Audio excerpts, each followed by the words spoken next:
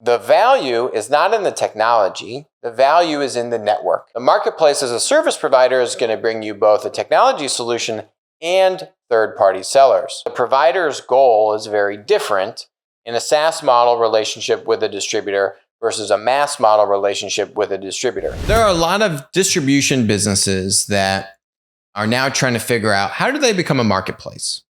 And there are a lot of tools, startups, technology providers that are enabling distributors' e-commerce websites to be marketplaced. What that means is you have an e-commerce site, you're selling your own products on your e-commerce site, and now you want to offer this endless aisle. You want to sell products from third-party sellers. These products aren't on your balance sheet as a distributor, but you're now offering a wider product catalog selection to your customer and ultimately giving them a better experience because they can have this kind of one-stop shop experience, which we know that a lot of business customers are expecting and requesting of their distributor partners.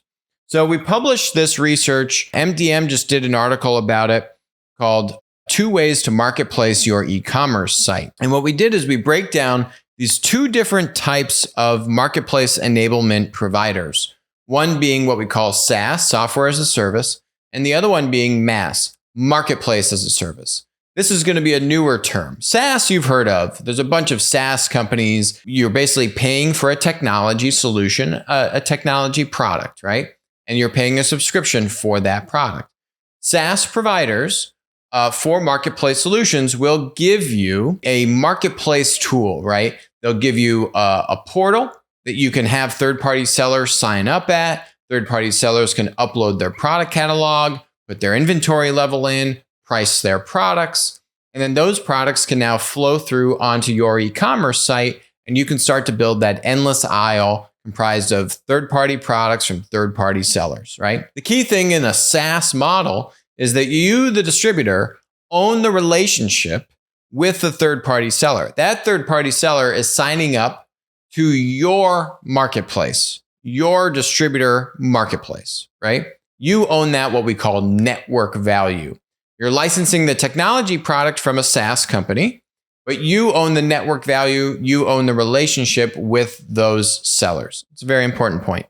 Marketplace as a service is different. That is going to provide to you a technology solution like you'd get from a SaaS provider, but you're also going to get third-party sellers. The marketplace as a service provider is going to bring you both a technology solution and third-party sellers. This is a very different business model from the provider's point of view.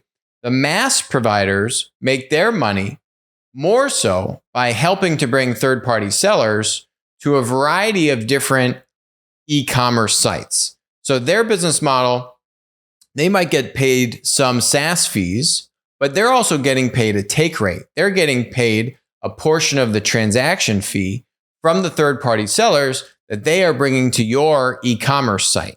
Make sense? So they're bringing you third-party sellers and they're bringing you a technology solution. Some MaaS providers allow you, the distributor, to bring your own third-party sellers on the MaaS solution and allow the MaaS solution to also bring third-party sellers to you, right? The selling point is that it's very hard to go and attract third-party sellers. That's why marketplaces have a winner-take-all dynamic. That's why we see Amazon and other platform businesses become modern monopolies. The value is not in the technology. The value is in the network and the ecosystem. So you as a distributor need to think about what are your priorities when deciding about how to marketplace your website. Do you strategically want to try to own that network value? Do you strategically want to try to build your own community of third-party sellers?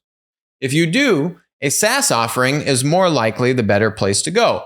But that means it's actually harder for you, the distributor, to make your marketplace successful because you need to do all that heavy lifting to attract third-party sellers. That's a new business model, and you as the distributor are making the conscious decision to say that you want to try and be successful as a marketplace business. If you don't want to do that, that's perfectly fine. That's up to your prerogative. The marketplace as a service solution could then be a better fit because they're going to help bring you third-party sellers as a part of that solution, taking some of that effort and that hard work off of the distributor's table.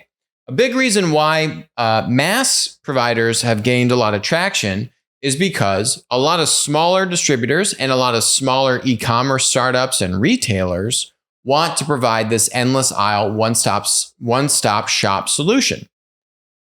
And so if you're a smaller retailer, a smaller distributor, a smaller e-commerce startup, you don't have enough demand coming to your e-commerce site to incentivize third-party sellers to sign up to your marketplace. Make sense?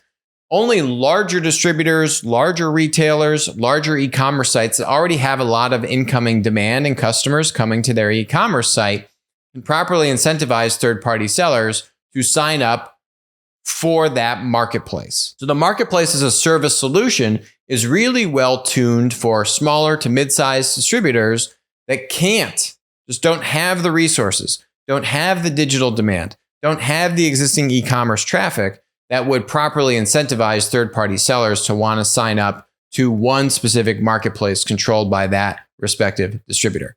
So we released this research report. MDM has a great piece in here. I highly suggest you go read it. We have the taxonomy here on the MDM site. If you go to our blog, we also have a description here about headless commerce and marketplace as a service explained. We talk about this endless aisle concept in greater detail. And then you can see the taxonomy here. So you've got a lot of different SaaS companies. You've got a lot of different marketplace as a service companies, right?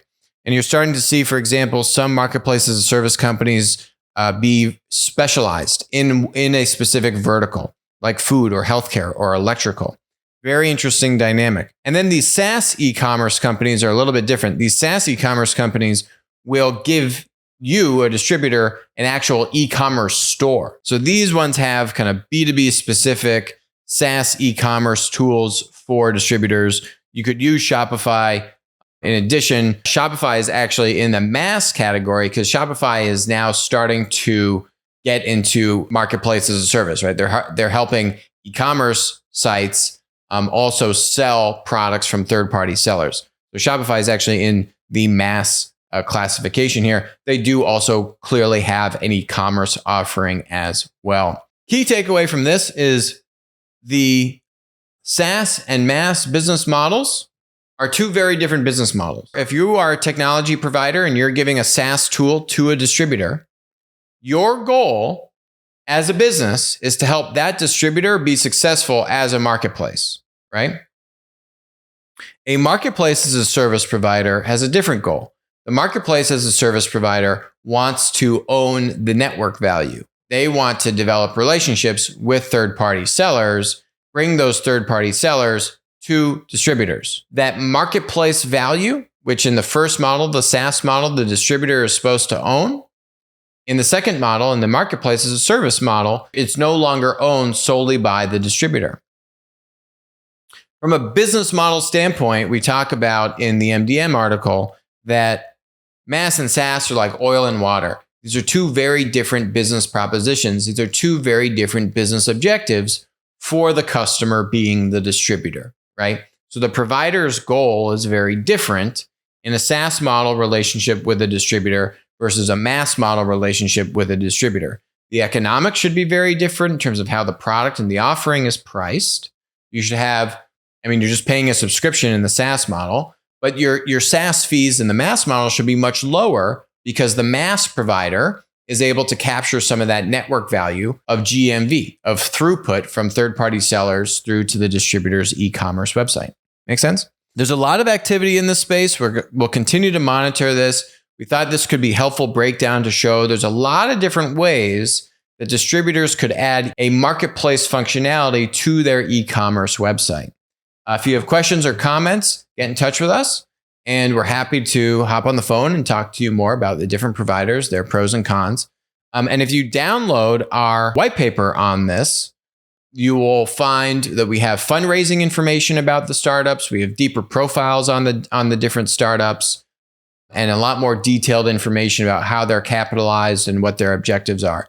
So go read these articles, look at the research. I hope it's helpful. Get that white paper. You can get a lot more of that, more nuanced kind of financial information on these providers.